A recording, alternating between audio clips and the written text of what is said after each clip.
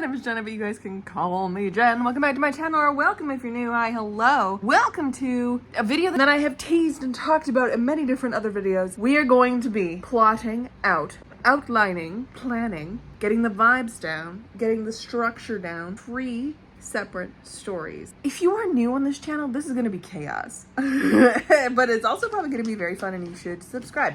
If you are not new and you've been keeping up with my writing, you very much know. You're like, Jenna, what do you mean you're going to be working on other things? You have Sage's story to write. Get writing, bitch. Now, I want to, but I also really want to do this, and I want to do this before I dive into Sage's story and like settle into that one for the rest of the year. You know what I mean? Like, I don't want to get distracted with this in the middle of writing Sage's story. So it's currently August 15th today. So A Favorite Fake came out yesterday, which is my latest cozy fantasy, which I don't have a copy of it around me, but my latest cozy fantasy, my final one in the Aramount Books trilogy. It is a standalone companion trilogy set by the sea in a cozy little seaside town called Aramount. In this last one, we follow Mary and Zanvi, a reclusive witch and a town guard. I really hope you guys are enjoying it if you decided to pick up a copy. And if you decide to pick up a copy, I will love you forever and ever and ever. We are diving away from that now. We're broadening our horizons, and I talked about this in my release day writing update.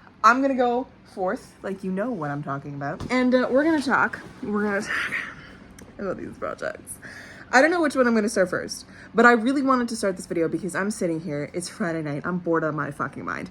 So I'm just in one of those moods where I need to actively be like creating or doing something. So we're going to take ye old trusty notebook and we're going to see what comes out of our brain. Okay, these 3 projects. We have The Mummy retelling, Gender Bent, which is going to be a fantasy romance, of course. It's going to be a bisexual nightmare. It's going to be wonderful and fantastic. Instead of a female librarian, male adventurer, I'm going to gender swap those bad boys. And we're going to have the woman adventurer and the male, just little geeky fuck-ass nerd. Which I think is gonna be really fun. I'm excited about this one. I know very little about this one, other than the fact I want to do a mummy retelling justice, because this was inspired by Isabella Bañez's What the River Knows, and that one is apparently, allegedly inspired and like a retelling of the mummy. Not really a retelling of the mummy, but like heavily inspired by the mummy. But that main couple, it does not give the main couple from the mummy, okay? Not even close. So I would really like to hit those vibes. That is the goal, that is the dream. And I would like to plot it very similarly to this, because I like the structure of like the bare bone structure of a adventure plot.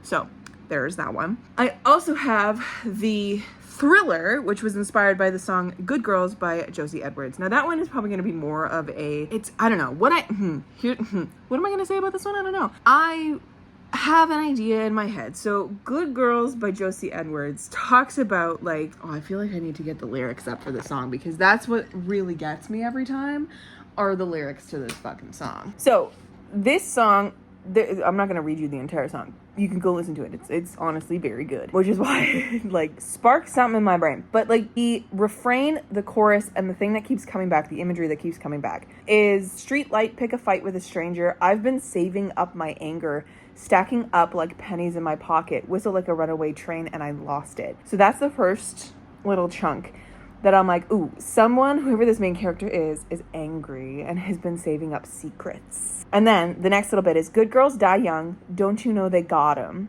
All lined up with names on their coffins. Mary Beth died with stars in her eyes. I've been running from her ghost all my life. And then like the little pre-chorusy chorus thing is, I hear them crying, good girls, good girls. Like, and there's like vocalizations in there and stuff like that, but like I hear them crying, she's haunted by ghosts. What really got me with that is the imagery of all lined up with names on their coffins fucking hit me so hard. I was like, oh my God. What if it was a serial killer case of some like huge magnitude that absolutely shook this small town, and we have one survivor and she's the reason why the serial killer is behind bars, but she is still so haunted by this because she has secrets from when she was being kept by this serial killer in this basement with all these other girls. And I'm thinking that this main character, her best friend was this Mary Beth figure who, like, it was a sacrificial situation. It's going to be a little sapphic. It's going to be like so much festering guilt in our main character. And it's actually going to be a little supernatural. Like, because I can't not bring ghosts into things.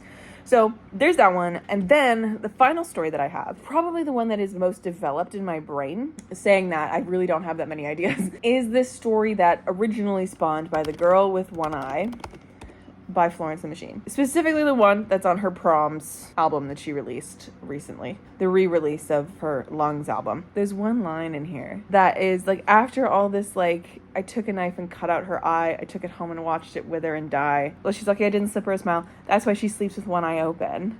That's the price she'll pay. So it's like this revenge thing. That's what I'm feeling. It's a little bit of a revenge. It's a little bit of this nasty, can't get away, push and pull vibe. And then there's the line that's, I slipped my hand under her skirt. I said, don't worry. Oh, it's not gonna hurt. And in the Proms version, Florence is, oh God, I gotta play just that snippet. I really hope I don't get copyrighted because of this, but like, let me find it.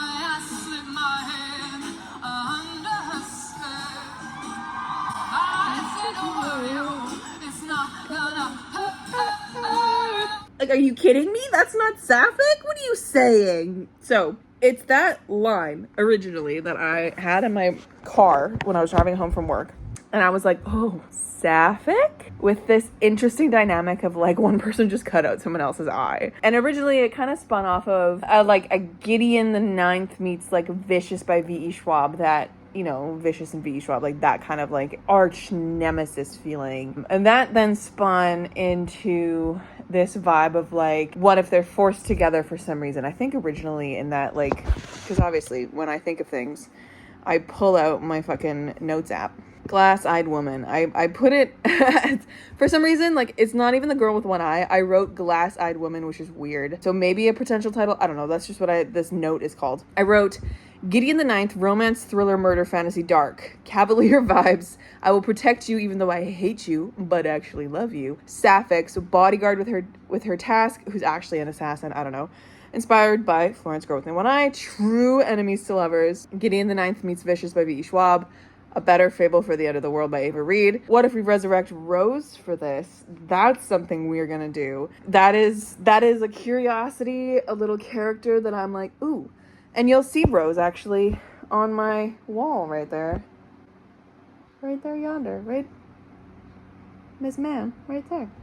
She's a character from my YA fantasy that I shelved many years ago, Project Dark. And I was like, what? She feels like the perfect amount of unhinged. I could unearth her and change her a little bit for this. So I might fuck with her. I might fuck around with her character a little bit. This was like the original idea back in, I don't know, it was cold. I was still wearing a jacket. So we have those ideas. And it like twisted a little bit, as I said in my latest video. It twisted into a want to play with dystopian a little bit. But I can't do a true dystopian in the way of like pure sci-fi. I really want to do a true dystopian in the way of like it actually has commentary on the world, because this world is just fucking crazy and I have things to say. We'll be a true dystopian in that, but I want it to be a dystopian fantasy where we have like weird magic happening. Welcome to what is probably going to be the longest feature film on my channel, because I'm gonna gab a lot. I'm so excited about it because I've always wanted to do a little bit of like a plan with me, organize with me, outline with me type of thing. The idea is we're gonna start in this stage, which is definitely just the brainstorming stage. What I like to do in this stage is I just like to let things percolate. I like to let things kind of, you know, throw them at the wall, see what sticks, and start to pull at vibes, start to do the mood boards and all that kind of stuff. So that's why I wanted to do this now, because I want to just like start pulling at one of these stories. Which one? I don't know. We're gonna see. We're gonna see which one my brain wants to do. Whether it wants to work on the mummy one, or the Harrow and Gideon one, or the thriller. Who's to say? Because all of them seem very interesting. Maybe this video is gonna end up being split into 2 or 3 if I end up gabbing for too long. But just know that this is what I'm doing, and I'm very excited about it. So we're gonna see what I end up starting with, which story of those 3. We're gonna call it Project Mummy, Project Glass, and Project Good Girls. So by the end of this whole concept, whether it's 1 video, 2 videos, or 3, I'm gonna have 3 outline stories with some characters banked and a delicious possibility to work with, whichever one I want. Let's do this. Let's create some stories. I Hi friends, I wanted to pop in and clarify something before this video really kicks off. This video is a very clear demonstration of how I create stories and how my stories change and morph as I think them through, as I pull on specific threads. So every new clip is a new version of the story and it's more expanded upon. And that's just kind of how I work. I wanted to show you also kind of the notebook and how I take notes as well. Even though this video is incredibly long as it is, I just thought that would be helpful. But I wanted to say, like, the original introduction to this story that I gave you is not what it's gonna be by the end of this video. Like, the seeds are there, but it has changed. And that is kind of just how I work on things, how I move with things, how I change my stories. I pull on stuff and then I start, you know, discovering character and like working with their specific goals and wants and needs and all this kind of stuff. And then I inform the story and the world building through that, which then changes things a little bit. And then I start to learn more about the background of like the world. And then that also changes things a little bit, etc., etc. So I just wanted to clarify that before we go forth. Let me also show you a little bit of the notebook. Okay, so we have the notebook here. Notes. So we have the bookmarked stuff here.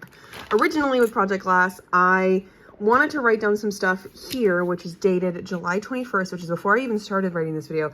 This was the original brain dump of stuff that I had in my head from my notes app that I just wanted to put somewhere physical and think about it a little more.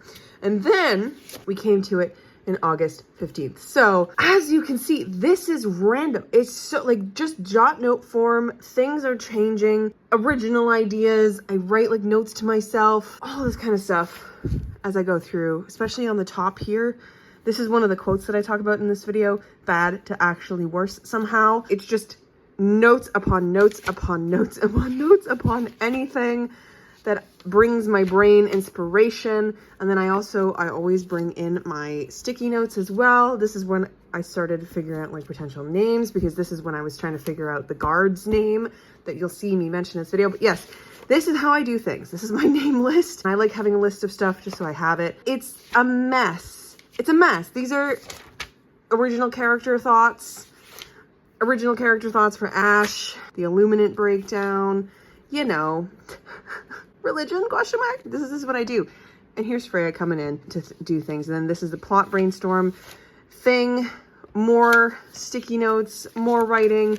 And then this is what I did. I decided to set up these next few pages with the Save the Cat beat sheet breakdown, which I mentioned in this video, but I don't actually go into any further. But I write down these things because I've studied Save the Cat. I know how Save the Cat works. I know how a story structure works.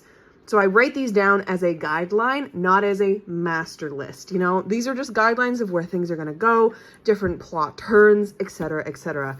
That whole thing. There's some stuff on this next page I don't want to show you because spoilers.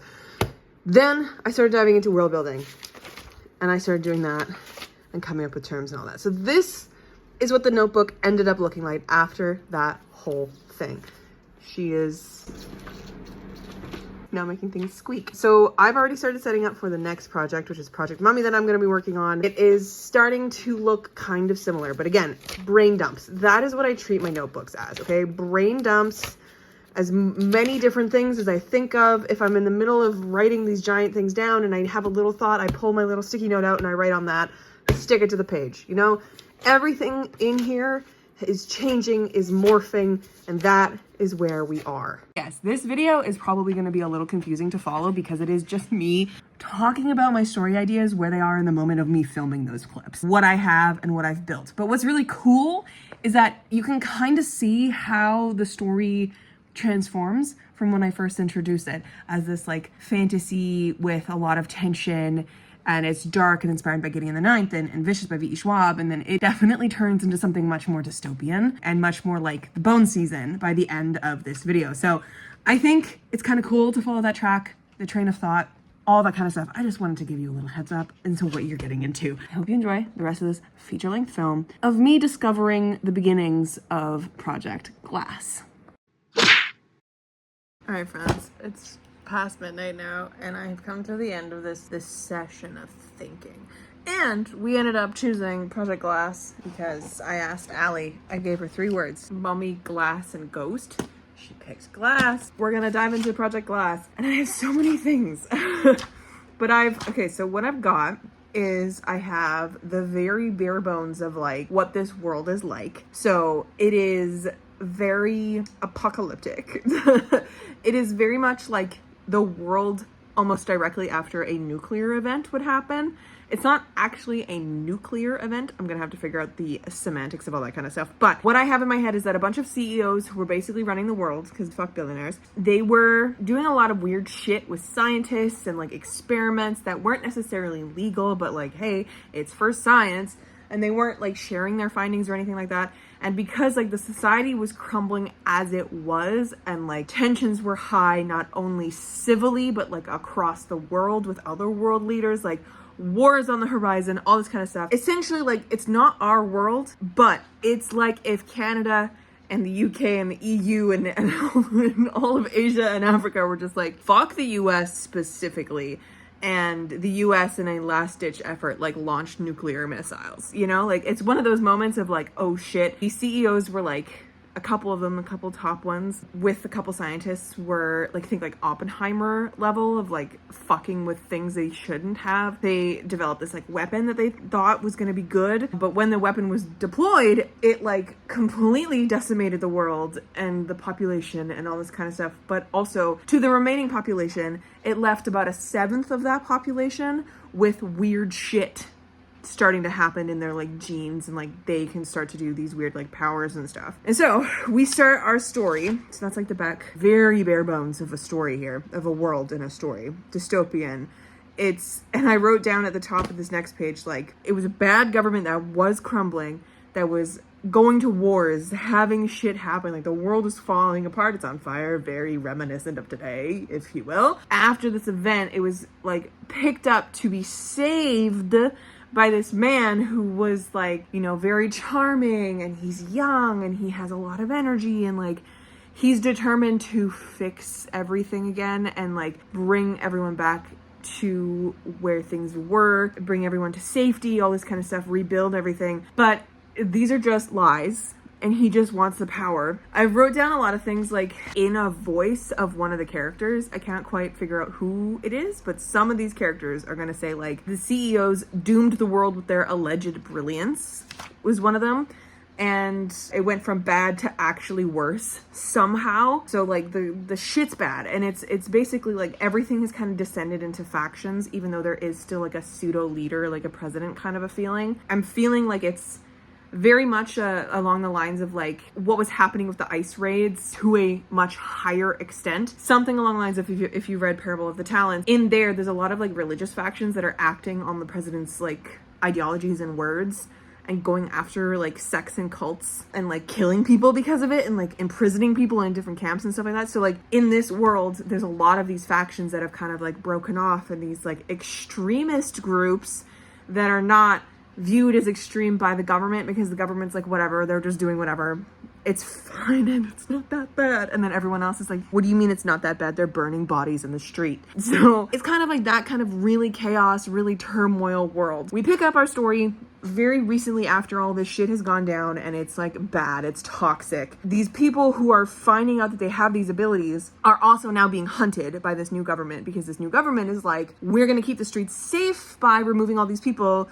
with these weird powers so that we can like make sure that everyone else stays very safe, and like we can like figure out what's really going on, and et cetera, because it's such a new thing that's happening. So they want to keep the streets safe by removing all these dangers, but they don't know anything about these people or the powers. And then it's all these people with these powers that are like, fucking okay, I guess I'm running for my life now, as I'm also figuring out why the fuck I can do these things now. Like it's like a genetic level change because of this weapon that went off, like it's like a nuclear reacting, shit's going wrong in people's bodies, right? It's gonna fuck up with the animals, it's gonna fuck up the nature, etc. Huzzah! We have our main character, first one, who's very unhinged, extremely feral, really small, kind of starved. She's in jail because reasons. She is determined to kill this world leader, this president guy, because she is like convinced that he's the reason that her brother's dead. So that's her like biggest goal. But she's in jail. Can't fucking do anything.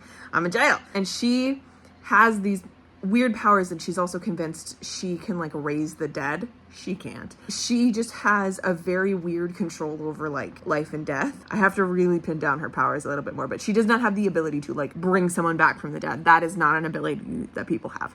So she wants to bring her brother back. She can't. But this new guard comes in one day, and she's like, this bitch, I can manipulate this one. This one is new, doesn't know my shit. And so they like, Rose kind of like buddies up with this person. This is Rose, by the way. I'm putting Rose in this story. She's gonna be my little unhinged feral bitch in the corner who just bites everybody.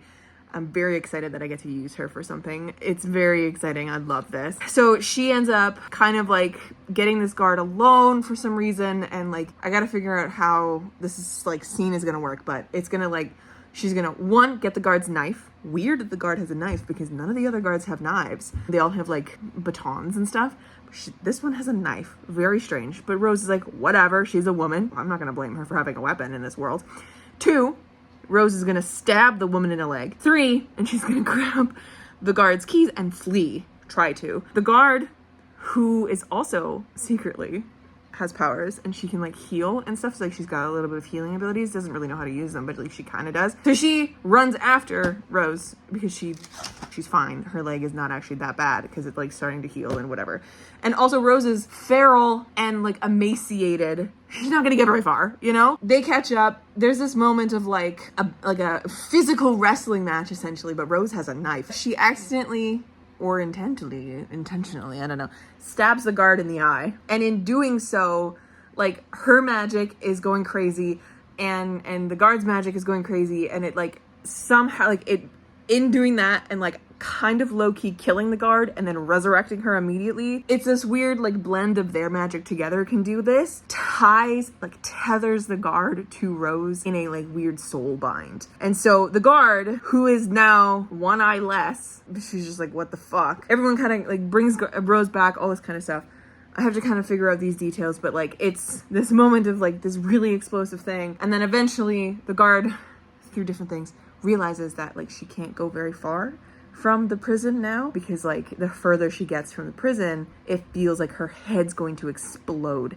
And like there's a moment where she like is meeting up with someone because the guard is not who she says she is. Obviously, secrets. She's there for a different reason than to just be a guard. She's there for many different reasons. And she's also a secret person with powers. She, in a moment of like going on one of these meetings and getting further and further away from the prison, it feels like her head explodes, and it's like this, like she passes out. It's bad. Everyone around her is like, holy shit, she's bleeding from all orifices. Like, get her to the hospital. The nearest hospital is back at the prison. As soon as she comes back to the prison, in this like area, she starts to like test some stuff. And then Rose, in this moment, because she also is tethered to the guard, she starts being a little fucker and like just raising hell, trying to get this guard to come to her cell so that she could be like, what the fuck did you do to me? Because she doesn't realize that she did the tethering. She's like, you fucked something. Like, why am I so connected to you?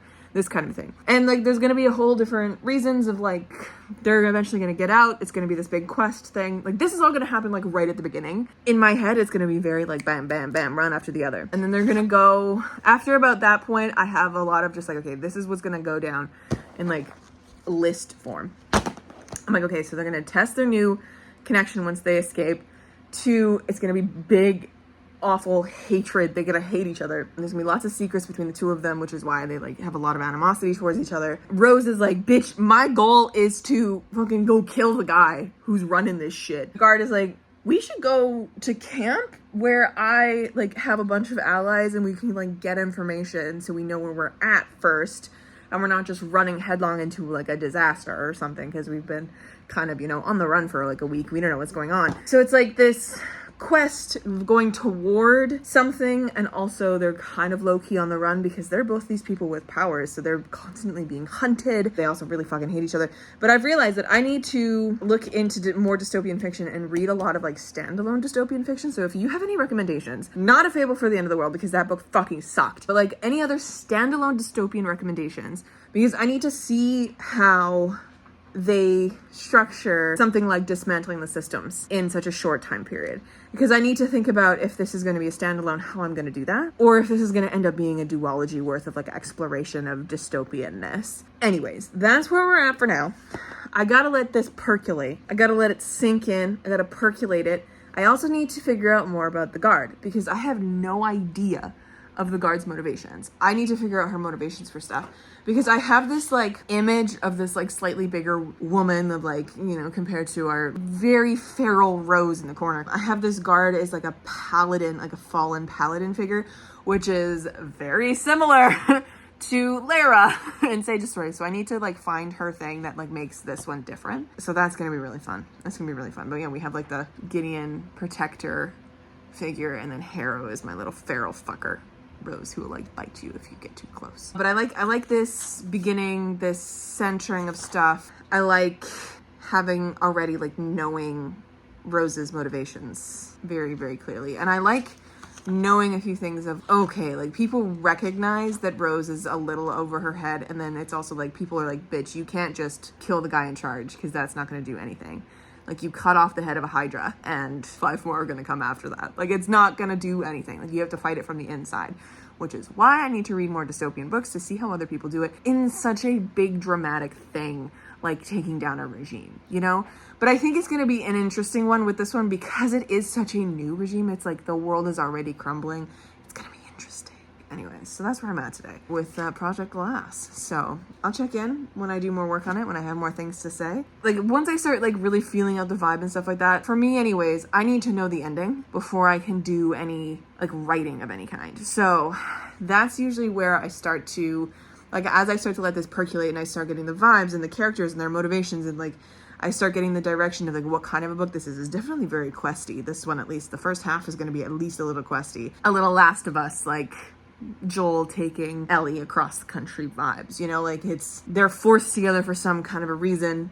They literally can't go more than a block away from each other without one of them fucking exploding. I've got the vibes. I've got the idea of the story. Now I just need to let it percolate and like figure out some more character motivations, who they are, their decisions, what kind of things they would do, what kind of obstacles are in their way. And then we can start pushing at like plot beats, really. Because I have a couple plot beats here. I definitely have the like inciting incident, and I have the like shift into 2. I have another like really bombastic twist. I have, you know, all these different things.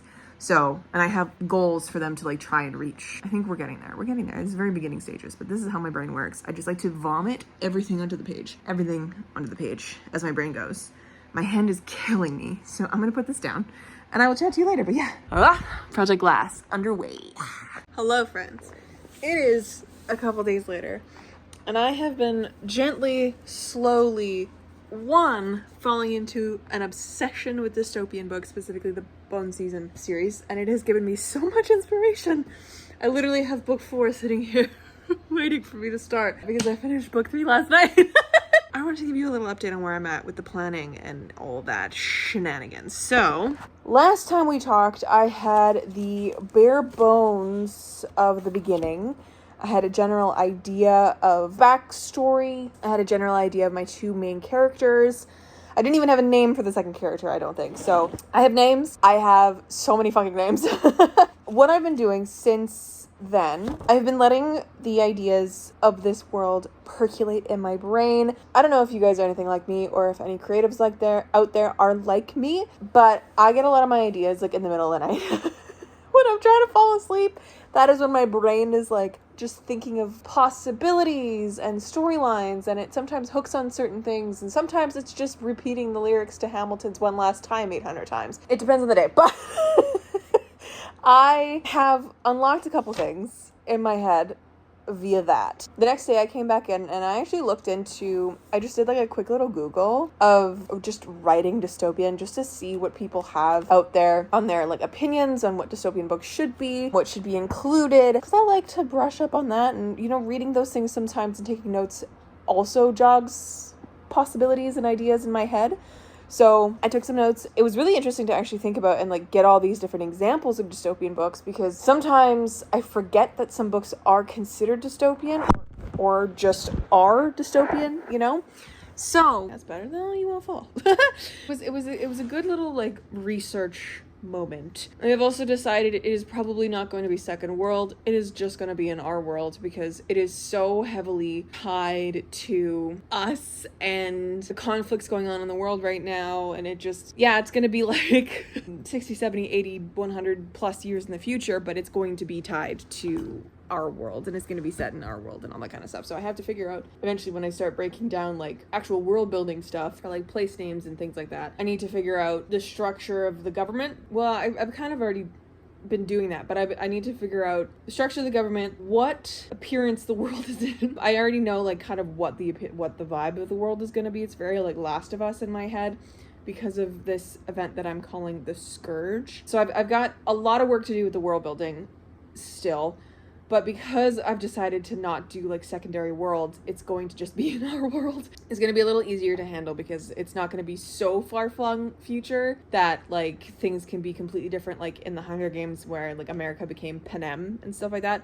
But it's going to be probably not as close as like the Bone season is, where we have basically just London, Manchester, Spain, Ireland, all this kind of stuff as they are, but slightly changed, and they're like the Scion Citadel of blah blah blah, right? Like that, it would be probably closer to what this world is doing, but it's somewhere in between the Bone season and the Hunger Games. I just have to figure it out because the Scourge is going to be something that is this trigger event. It's going to happen 4 years before the book starts, and this trigger event, I've decided, is also going to, one, it's because one of these like world-renowned scientists who were, I think I explained scientists earlier in this video, who were employed to do different things, went too far, and now he's the president figure. I've written down sovereign, president, and world leader, like all kind of in the same area, and I really like the sound of sovereign, so maybe like the political structure's changed enough that that's kind of where we're at, but I'll have to figure that out. So we have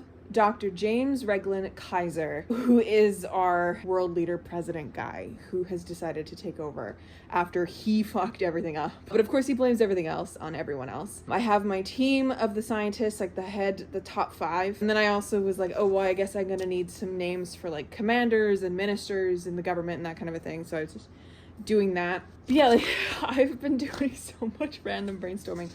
And it's been so fun to, one, just like look up random like names. I love making name lists for stuff, first names and last names. And I was specifically going in and like looking up different ethnicities and their names, like some names that are not necessarily like super popular in those areas, but like names from various ethnicities and stuff like that, because I was originally just gonna do like the sci-fi dystopian thing where you just make all the names sound very like cyberpunk, and then I was like, but they all sound so white. Like it's Onyx and Sable and Axel and Mercer and Dante and Jet. And I'm like, well, those are all very, very, very white sounding names. So I then branched away from that.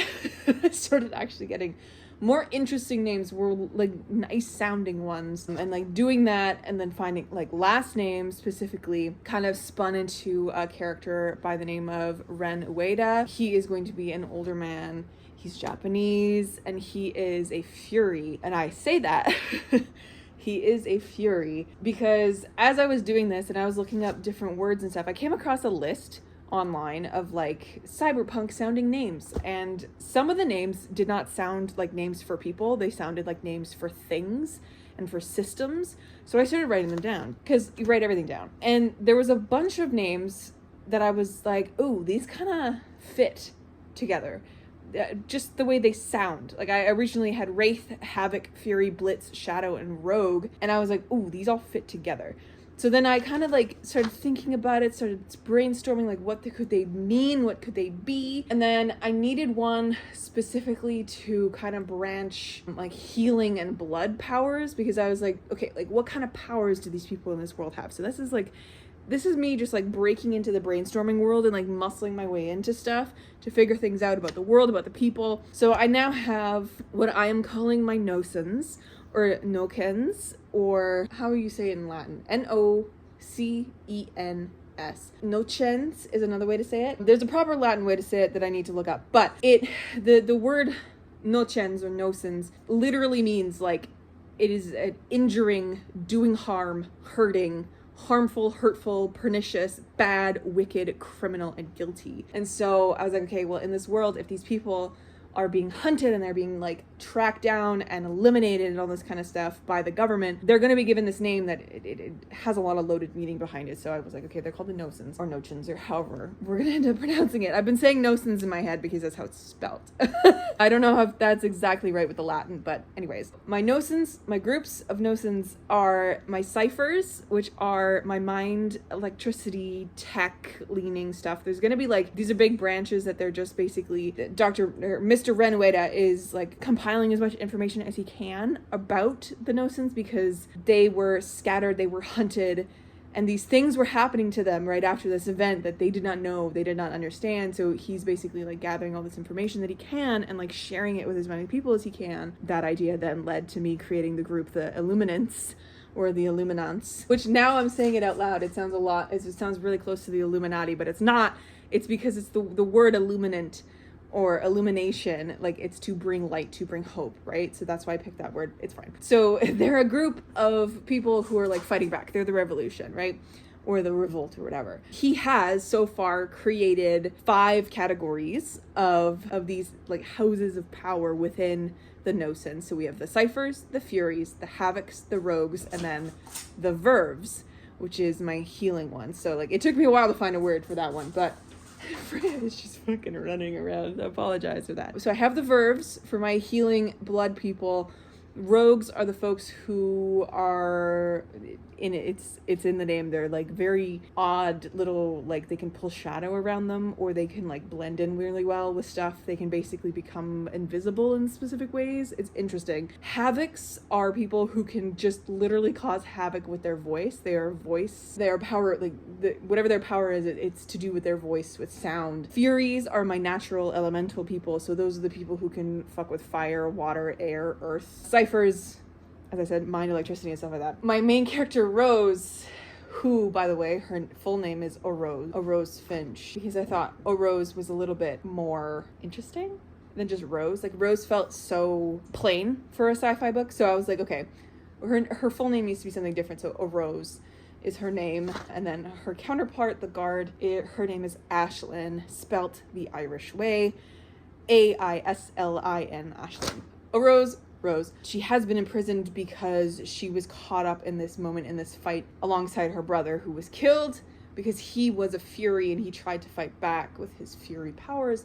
She at the time did not have any of the Noson abilities, but in her trauma in this moment, and then the trauma that she then endured in the jail, she developed powers that no one has seen before in the Nosons. Like, they just haven't, which is also not to say that there aren't more, but it's just one of those things that like, this is new. This is something else. She is going to be the first of a category called Wraiths. So I'm excited to figure that out. Anyway, so this is like little things that I have. I now have the internal goals of both Rose and Ash. And I'm very excited to kind of pull at those a little bit and like, you know, sculpt the actual plot around them. And I have also a little bit more of the history of like what went down and like what the government is doing to the Nosons. And then today I opened up my book and I was like, okay, I need to figure out the Illuminants, like the people who are part of this revolution, this resistance.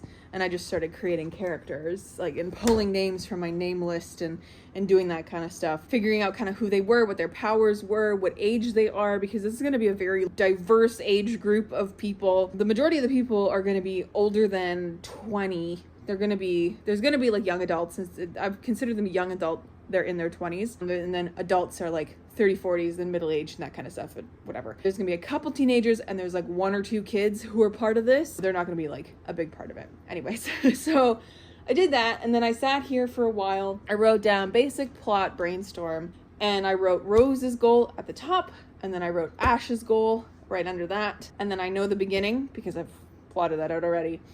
And then I wrote down belief. So like, what do they believe the government is doing and this world that they live in? What do they believe about the world? And what do they think they know about the world and stuff like that?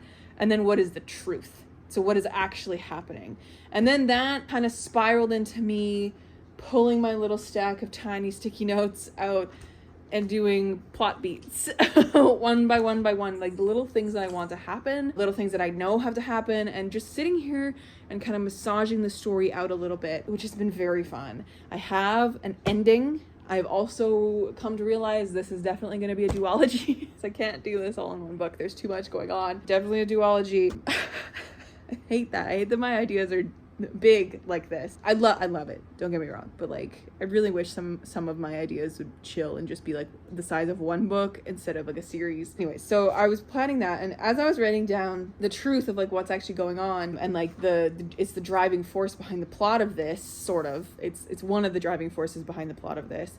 I was like writing down like, what is the government trying to do now? Why are they testing on no-sins? Because they aren't just imprisoning no-sins and getting them off the streets for the presumed safety of everyone else. They're taking them, they're doing like, I wrote it down, they're doing surveillance, imprisonment, and executions to make a point. But they are also taking some of the no-sins to facilities. They're disappearing them essentially and doing testing on them, and they're trying to get like as wide a variety of no-sins as you can, because there are so many different varieties of this power that is appearing in people, and they're doing testing on these people and torturing these people for answers and all this kind of stuff. It's very terrible, very awful, very dystopian, and they are trying to create a weapon like what they deployed on accident that caused this. Our Dr. James Reglin Kaiser is back trying to fix his shit by doing the same shit again.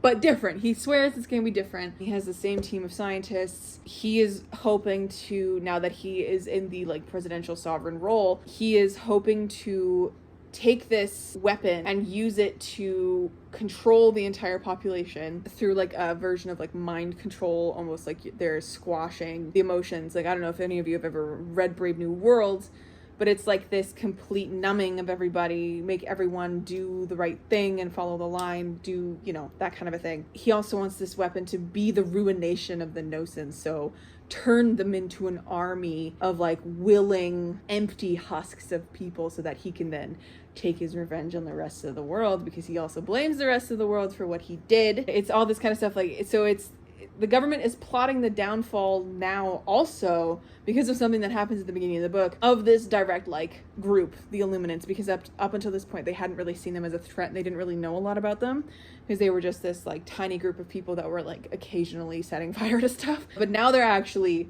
dangerous, and they've taken their prized possession, Rose, because Rose is the first of this new no-sin that they've discovered, right? And she's very, very, very powerful. And so it's like, it's all this little things like, this is what my brain does, okay? So I have page upon page upon page of notes. It's a little crazy. Like we have this much of my notebook already, which doesn't seem like a lot, but it's a lot. Like every time I sit down to do something, it's 6 pages of notes. 6 pages of thinking and creating and pushing this further and further and further. So it's kind of cool. We've got some of the character backstory. We're starting to plot it out, and I'm just gonna keep pushing this until I feel like I could put the plot beats in an order and like do a skeleton outline enough that I feel like I can be like, okay, signed, sealed, delivered, onto the next project that we could work on. It's kind of, I don't know, it's always really fun to be in this stage for me, because this is the what if stage. This is how big can I go stage. And then it's also the rational part of my brain being like, well, you have to be actually kind of like logical about some of this stuff too. How can you make things logical? How can you make them work? What is too far, you know? So I think it's gonna be very interesting to play with this world and these characters and like to really see where things go. Of course, when I actually write this book, it's going to be different and it's going to change, because that is the nature of writing a book. You can plot it to your heart's content, but then when you actually start writing it, the characters will take it in their own way. And sometimes the decisions that you thought they were going to make, they do not make. And you just kind of have to go along for the ride. I'm very excited about this. The more that I think about this, I think this is going to be more marketable than Sage's story, which is crazy to say. Like, especially right now, because Dystopian is kicking off, right? And the fucking climate that we're living in is an interesting one, right? So, yeah. I don't know. I feel like I do need to do more research on stuff, whether that is like governmental regimes, tyranny, and totalitarianism, and all that kind of stuff. I feel like I need to do that, but I don't know if I need to do that right now. Where I'm at, I'm just going to keep pushing at the information that I have, and I'm going to work with the character motivations and the choices, and then these ideas that blossom in my head for plot beats, how I get there, and then what happens after is how I build the plot, right? So I've got a lot of different plot beats happening, more than I had when I was just doing the introduction. I also have an idea for book 2 already, so that's fun. And I mean, like, the ending of book 1 is gonna be something. It's gonna be something that is gonna completely throw a monkey wrench in the entire situation, and it just it makes so much sense. And like, one of the things I was worried about with a dystopian specifically was, like, originally I set out with this big, huge idea of like taking down a regime, right? This bad government that was crumbling, taken over by a man who is just lying to get into power, bad to actually worse somehow. When I was like researching dystopian, really what I wanted to figure out was how people did it, how people wrote a story that is so cracking open the foundation of this world that they live in, and how do they wrap that up. I wrote at the top, because like there's so many different kinds of dystopians and stuff like that. Like, I read All This and More by Punk Shepherd, and that one is dystopian in the way that it is a reality TV show, as this like quantum bubble can change things and have an effect on the actual real world on a really tiny level like that. And then there's like the big, huge level of the Hunger Games, where they're taking down an entire revolution. Like Samantha Shannon's The Bone Season. It just keeps getting bigger and bigger with every book. I mean, Girlie's planning 7 books in this series, which is so many books. I mean, 5 are already out, and I know she's working on book 6 once the next Priory book comes out. But I'm like, how do you do it in such a tiny morsel, like a standalone or a duology? And I was thinking also of Parable, the Earth Seed duology by Octavia E. Butler. And that one isn't even taking down anything. It's just the establishment of a religion, essentially. And then the lives of these people living through a calamity, and then afterwards, and surviving. So it doesn't necessarily need to be this big thing. And I was like, but I feel like this is going to be this big thing.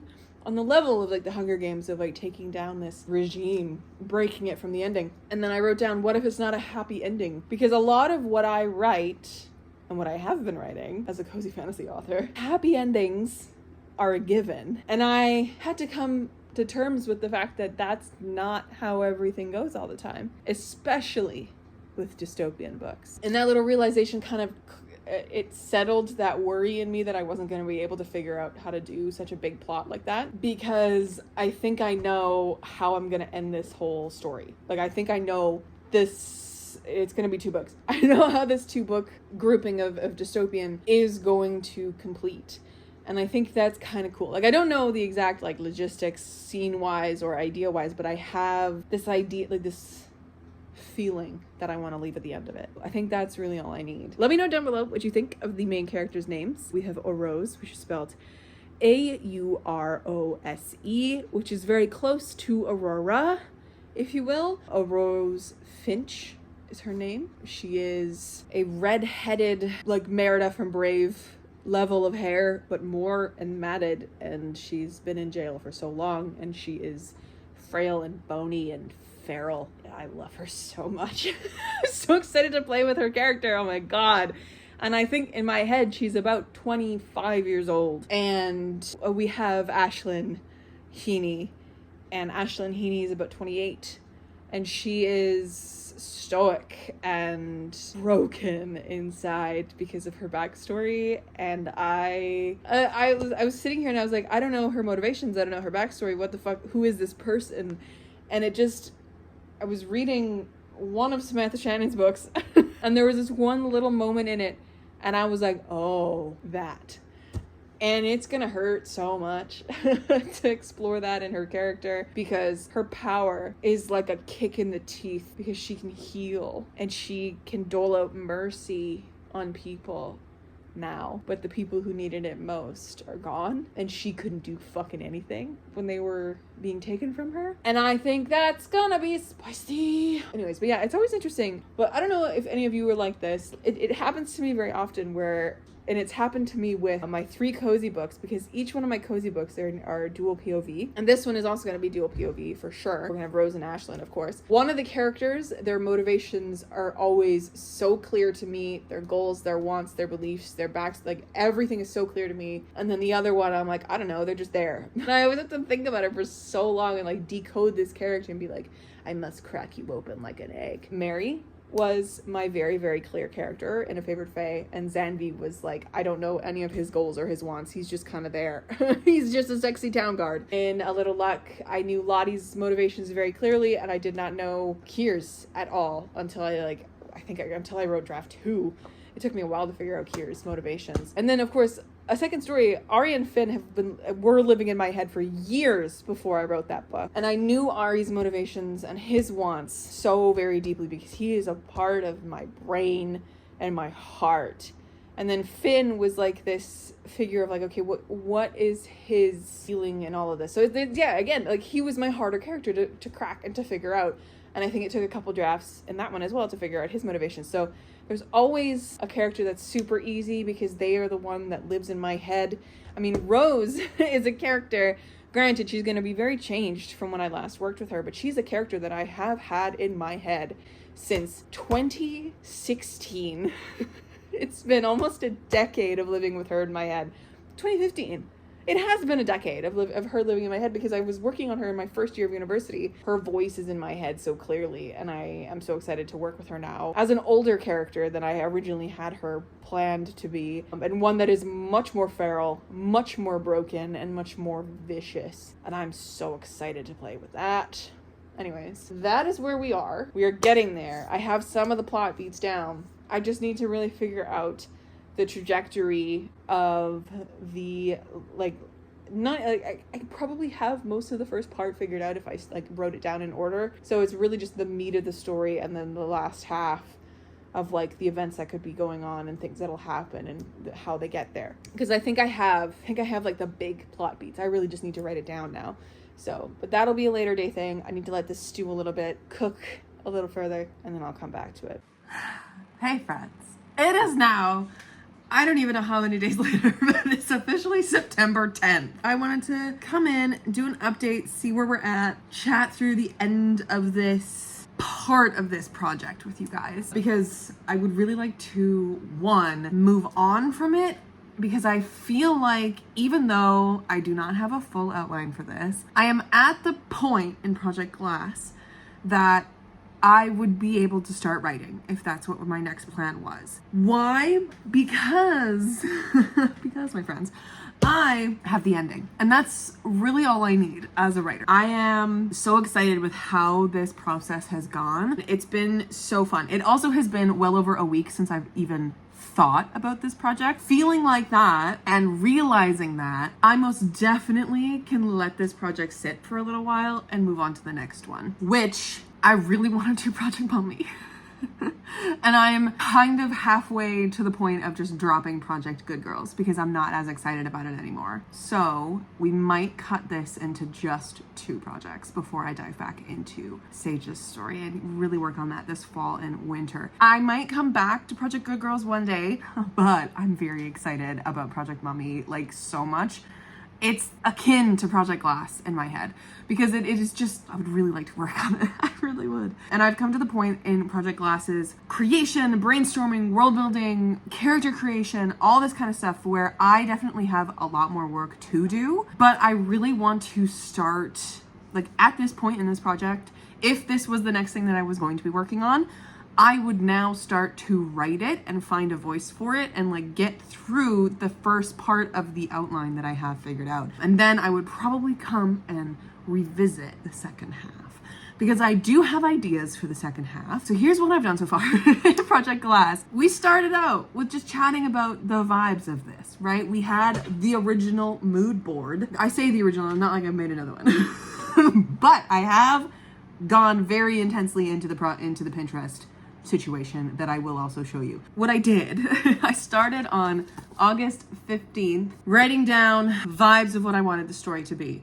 And I originally set out to make this a dystopian fantasy in a world like ours, which has now changed, and it's going to be our world just very much in the future. We're going to get to that. That has undergone a large, calamitous, vaguely nuclear event. Not exactly nuclear power, but like something akin to nuclear power that has gone extremely wrong. Has essentially backfired within itself. So we're just gonna get into it. We're gonna get into the world building right now because I'm so excited about this and I really want to talk about it. I'm gonna try keep some of the spoilery stuff to myself, obviously, because I do want to write this one day.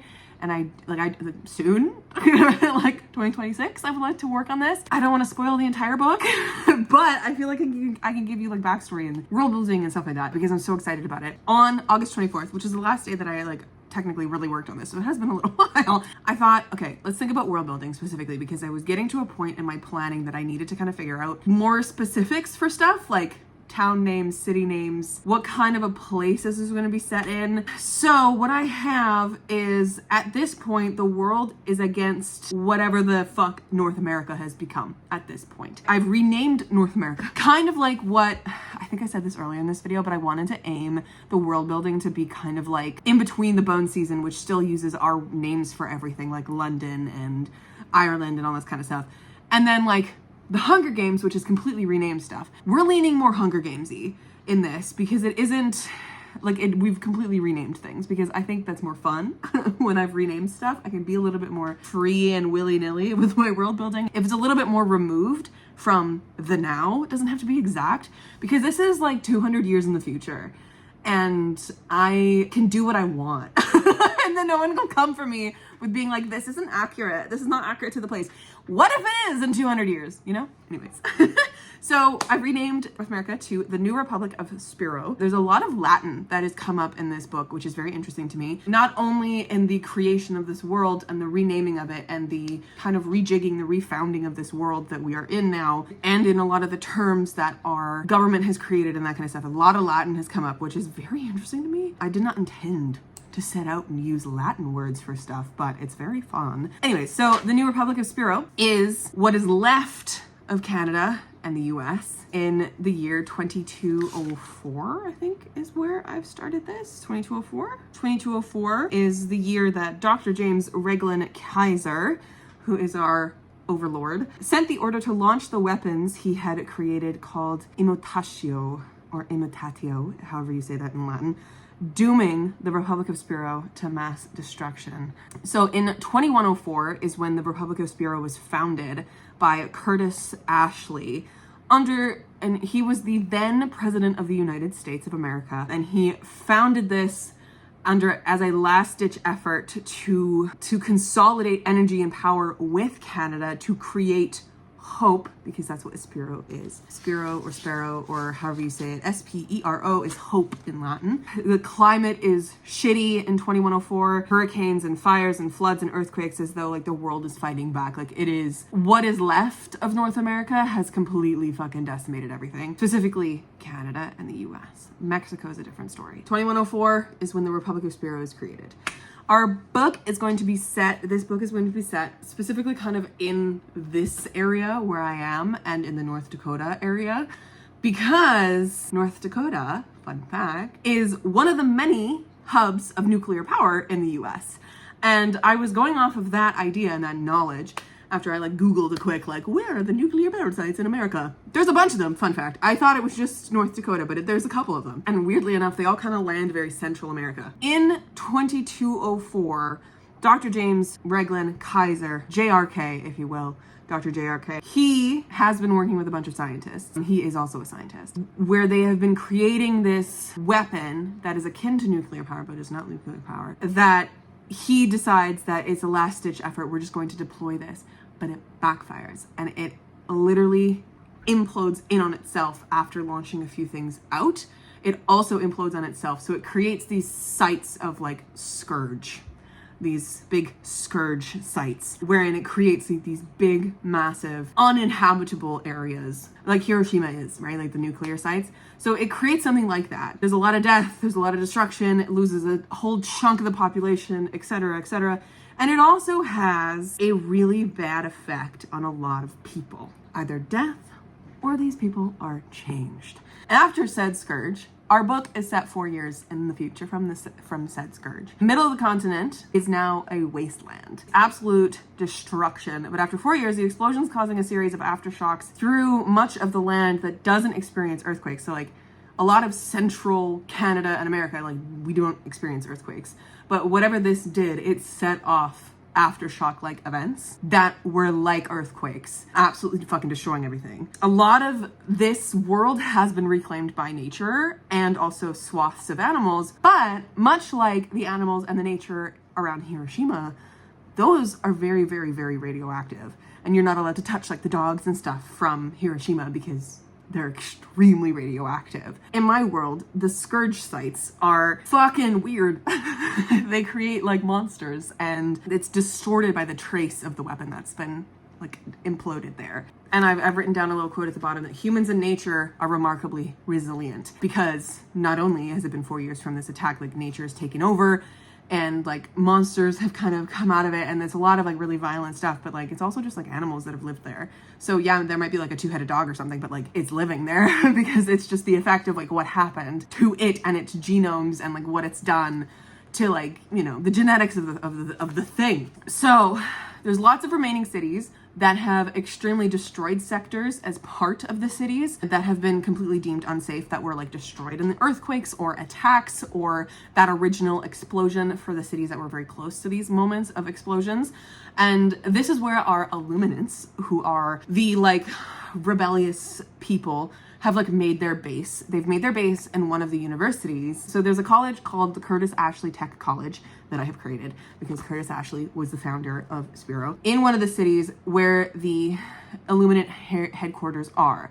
The Illuminant headquarters are in the city of Centauri, which is the capital of Spiro, which makes sense as to why the headquarters of the Illuminants are there. There's a lot of offshoots of them throughout, and then in other cities further south, there's other branches of these kind of like rebellious groups called the Revenants, which I'm very excited to deal with as well. Probably not in the first book, but the second one. So the Illuminants have set up camp in this university, so they have access to really old labs that are kind of run down, and the building is very unsafe. I'm thinking like the aesthetic of the show of The Last of Us, you know, like shit is run down, but is usable in some places. That's where we're at 4 years after this big event. That is where our story starts. And we have our two characters. We have Rose and Ash. Rose, her full name is Rose Finch. She had a brother named Adric Finch. So Rose and Adric. They were imprisoned about a year ago, or they were attempted to be imprisoned. Her brother was murdered in front of her. She was imprisoned. Her brother is a Havoc. So I've also like kind of disseminated the Nosons. I think I've explained the Nosons to you previously in this video. So we have the Havocs, the Furies, the Ciphers, whatever, right? Her brother was a Havoc and he dies in this attempt on like to imprison them because they are assumed to both be Nosons. At this point, Rose is not a Noson. She becomes a Noson in jail due to trauma. It like triggers a latent thing in her, which makes her a wraith. That is Rose. At the beginning of this book, she is imprisoned. It is actually a holding center for Nosons specifically. Not known to the public, but is. And a lot of the guards, which we are calling creeps in this world, there is a Latin word for it, but the majority of people just call them creeps because it's much easier than saying the full Latin word. Because our JRK really likes Latin words and phrases because he feels like it makes him look smarter, and so that's why he uses all these Latin words and phrases to like throughout his campaigns and his creation of different sectors and stuff like that. He has created these specific soldier type things, which are just basically like the police or the National Guard. Like, I know those are two very different things, but you know what I mean? Like, they're the vigiles from Bone Season. They're the people who are the peacekeepers, all of the quotation marks around that. The crepusculum, if you will. Creeps. Because no one's gonna say the crepusculum, except for JRK, because he's a fucking bitch. They are the ones who are torturing Rose and stuff like that, because they want information from her. They were torturing her for information because they thought she was from a Noson base originally. And then in this torture, in her trauma and all this kind of stuff, it broke her and she became a wraith. and in doing so, killed one of the guards. And so they're now like, oh, excuse? And there's only one guard who's like actually brave enough to like deal with her and like touch her and stuff like that. So he is a fucking monster. I've pulled him directly from Project Dark, and his name is Pierce. He is one of the grossest characters I have ever created, and I'm very proud of my brain for coming up with him and I'm also terrified of my brain for coming up with him because he's awful.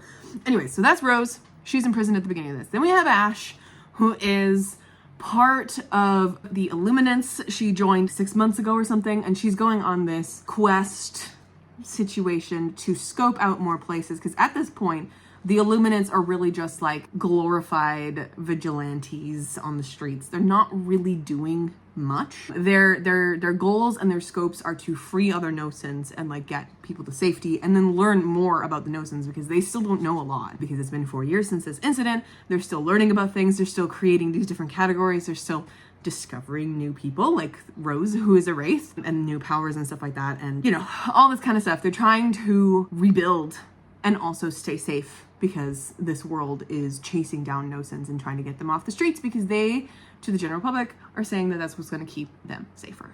You know, that whole shtick, gotta keep the weirdos off the streets, because of course that's what's going to keep you safe, etc. Ash, she's a part of the Illuminants. She has healing powers. She is a Verve, which is a slightly more rare Noson that they're finding.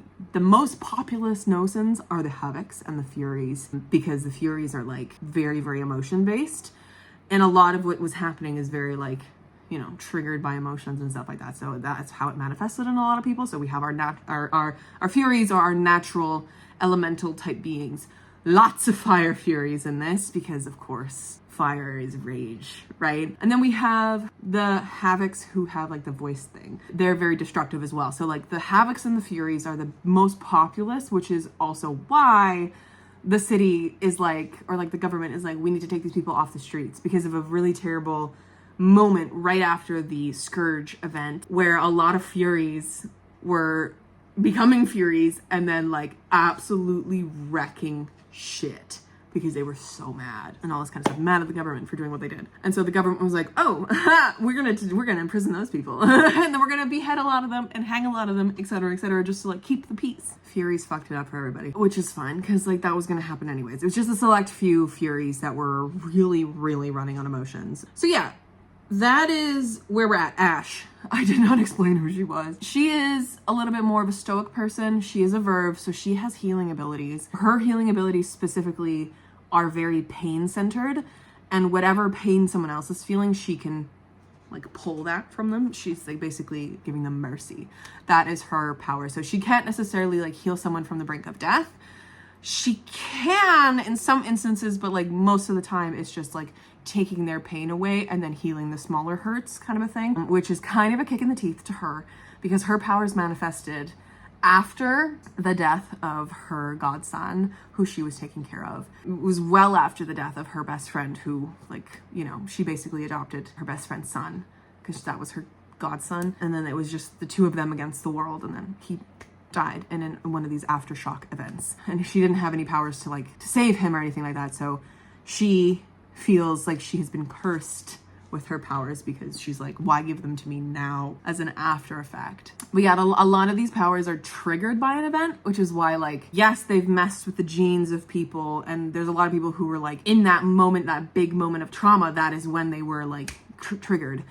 Some people are having the after effects of it later, because that like effect of the weapon going off, the nuclear level weapon exploding, triggers the magic in people or the powers in people later, as like more events happen and stuff like that. Anyways, those are our two main characters. I have a lot of different things planned for the plot itself. I was going through like basic plot breakdown with my little many different sticky notes. I was using the Save the Cat beat sheet level of things. We have the plot in order, if you will. I have basically all of Act 1 and 2, the majority of Act 2 up until the midpoint figured out, which is what stops here. But I do have a lot of ideas and plot points that I want in the book that I'm gonna have to dig into more when I actually start writing the book and like actually getting the voice of the characters and stuff like that. So I have the shape of the story, I have the ending, I have the end scene. I even have some ideas into book 2. I'm very satisfied with where this book is going. So this is a dystopian, The Last of Us meets a little bit of Gideon the Ninth, specifically with the characters, Ash and Rose. And because the two of them hate each other so viscerally for many different reasons, but they also literally can't survive without each other because they try and see how far away they can get from one another before they start fucking dying. But they start like playing with this tether and like seeing how far they can stretch it and massage it and that kind of a thing, so that eventually they can get pretty far away from each other, but they are always connected and they can always sense each other. And I really like the idea of playing with this tether somehow. This is still in the brainstorming stage. I don't know what this tether is going to mean. It's going to mean something. It's going to do something with their powers or something, you know? It's gonna be something. But that is like the inciting incident thing that's keeping the two of these people who viscerally hate each other together. Forced connection, that kind of a thing. They end up questing alone for a little while, which is when they're gonna like start actually like getting to know one another just a little bit. And that animosity is gonna be taken down a step, but it's not gonna be like immediate, oh, I wanna jump your bones. It's going to be a properly done enemies to lovers, slow burn over the 2 books that it's gonna be. So don't anticipate any kissing in this first book. Not at all, because I'm gonna do a proper slow burn with this and it's gonna be so delicious. I'm so excited. So this is gonna be like a dystopian fantasy with a subplot of romance, not even, a subplot of tension because they fucking hate each other, which is the Harrow Hark and Gideon type of feeling and the Eli and Victor from V.E. Schwab's Vicious type of feeling, like that level of hatred but they can't live without each other level of vibe. That's like what I really want to aim for with this. And we're also doing a dystopian commentary on like the world today and that kind of a thing, because it's a fucking hellscape out there and all that kind of stuff. I do need to work on the pitch. I think that would be the logical next steps. If I do want to work on this at all anymore, I would write a query, a pitch, something to like make this concrete. I need to work with the characters more to like really work on that so I can get a feel of like their wants, their needs, that kind of thing. I do know like their general goals, and like I like to always think of like a lie that characters believe at the beginning of a book, because that's very delicious, especially their overarching goal and their motivation and what drives them. Because Rose is such a volatile, feral character, she's gonna be so fun to write. I'm so excited. And Ash is going to be, right now she's very passive in my mind, and I think I'm gonna play with that a little bit, because Rose is so active and she's so feral and she just wants everything and she wants to do things and she wants revenge, and she's going to do literally anything to get rid of that revenge, right? Like she's a very, very active character. A lot of her choices are gonna fuck everything up for people in this. Like that is going to be the driving force of the plot, is Rose's choices. Ash is a very stoic character in my head. She's very think things through, be careful type of situation. And that to me started out as me going, well, I don't know her well enough. Like I don't know her wants, her needs or whatever, but has kind of turned into me going, what if I play with that a little bit? And like, that just is her as a person, and that fucking enrages Rose. And then because that enrages Rose, Rose is just like, I'm gonna pick at you like a fucking scab, because you're the only thing I can pick at right now, because we're forced to stay together and it's just you and me in these fucking streets right now fighting things and shit. And then Ash just gets progressively more and more annoyed, and then eventually does break and starts making her own choices and stuff like that, and realizing how passive she has been in her life. I think I'm gonna play with that passivity a little bit, because that to me is a really interesting character dynamic. Someone who is so active and so fierceful and so feral and makes a lot of mistakes, and then someone who's very careful, forced into an active role.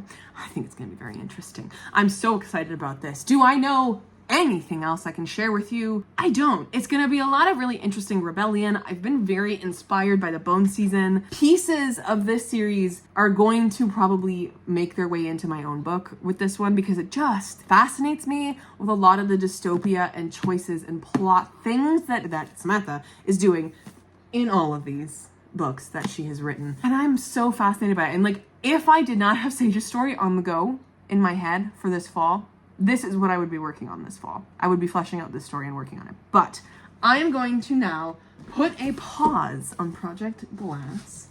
We're gonna press pause. I've got all of my information and my notes and my plot in order and my world building that I've done and the terms and the names and everything we have completed.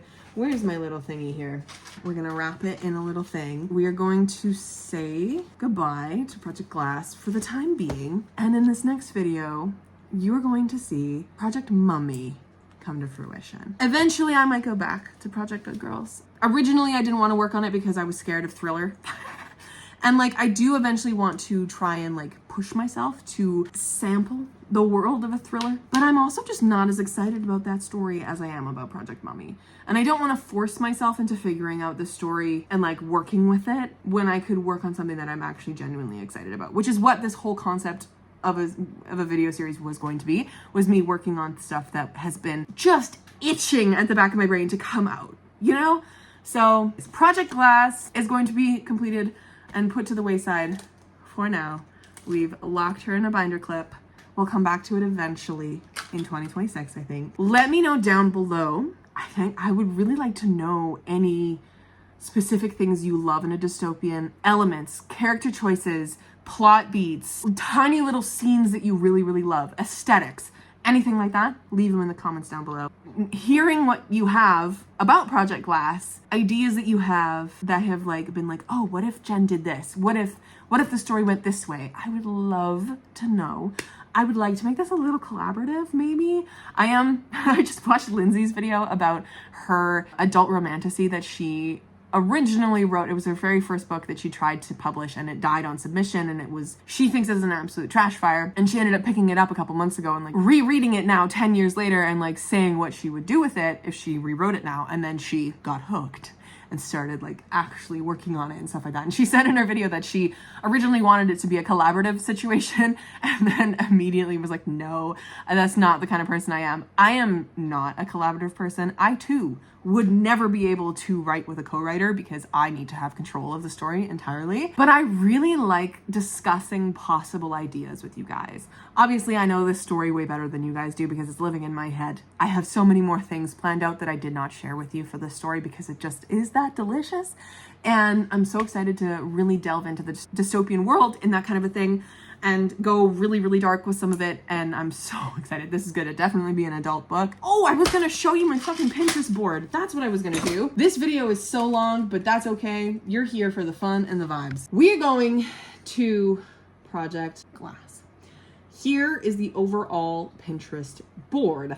We have different vibes. Of course, Rose is a character that I did work with in a YA previously. I'm aging her up and bringing her into this one. So a lot of Rose is like the really red hair, curly rat's nest vibe. These like half-dyed hair things were an idea that I had that I don't know if it's going to come into fruition aesthetically, but like it's a thing. So we have lots of really dark stuff, really interesting stuff. I just love this. And this is one of the things that was on the mood board. I've lived my whole wretched life at your mercy, yours alone, and God knows I deserve to die at your hand. You are my only friend. I am undone without you. She wrapped her arms around and held her long and hard like a scream. That exactly is this vibe between Ash and Rose. I'm just so excited about it. And like we have a lot of like, you know, dystopian world pulled apart. We got the jailed aesthetic, if you will. We have a lot of different text posts because I go through a lot of different things. This made me giggle. I could strangle you. You aren't tall enough vibe, because Rose is a tiny little woman, a fucking firecracker, and Ash is tall. Ash is a tall lady because I write everything with tall, you know. I broke my rules for you. People can do worse things than kill you. Just, you know, it's the vibe. The vibe. This makes me so happy. And these few original ones here, the one-eyed woman here, and these ones here on the side, were from the original nest egg idea of writing a song inspired by Florence and the Machine's Girl with One Eye. That's kind of the vibe that I built this on, including this photo here, that I cannot seem to contort myself back into the shape of a dutiful child. I am coming unraveled. I am coming undone. That is very Ash, and I'm so excited to work with that. Like, The character vibe idea that I have for Ashlyn is fallen paladin, disgraced level of character. Like, she feels that way. Whether or not she actually is an entirely different question, because a lot of what people feel they are is what they become. And ooh, it's so exciting. Okay, it's very exciting. I love the vibes of this Pinterest board so fucking much. It makes me so happy. And then you'll see here I have a little extra added thing of illuminance. But before we go into the illuminance, this, everybody, this is our face claim for Ashlyn. That's our Ash. Isn't that fun? I love Ash so much. That's our Ash. I love her so much. Anyway, so these are some of the folks that I have pulled from my searches of Pinterest and the people and the face claims and the character ideas. These are some of the folks that we have who will be our illuminants. They are interesting people. They have scars. They have trauma. They have, just interesting faces. I had so much fun searching for people on here that fit the names I was coming up with and the brief flashes of characters that I have in my head for these people. I'm just so excited to play with these folks. So that, my friends, is the Pinterest board for Project Glass. Now that we've kind of, figured things out a little bit, you've seen the mood board, you've heard all about it. Let me know down below what you think. And I'm so excited to keep talking about these ideas with you and eventually revisit them to see what they become one day. I would love to come back to this video one day to the original nest egg of ideas that I have for this book and to see what the end product has become. I think a really cool idea to revisit in 2026 is coming back to these ideas that I've pitched and to write a query, write a potential synopsis and stuff like that, so that I have them for the day that I become traditionally published and just have many different things in my hands to talk to people about, That is the dream and the goal, my friends. Thank you so much for hanging out with me for this extremely long video. I just love yapping about my ideas, and this idea excites me so fucking much. But we are pressing pause on Project Glass, and we are going forth with Project Mummy. Get ready to get funky, my guys. I'm so excited about this. This means I get to rewatch The Mummy. Anyways, my friends, I'll catch you in another video very soon. Stay kind and keep on writing.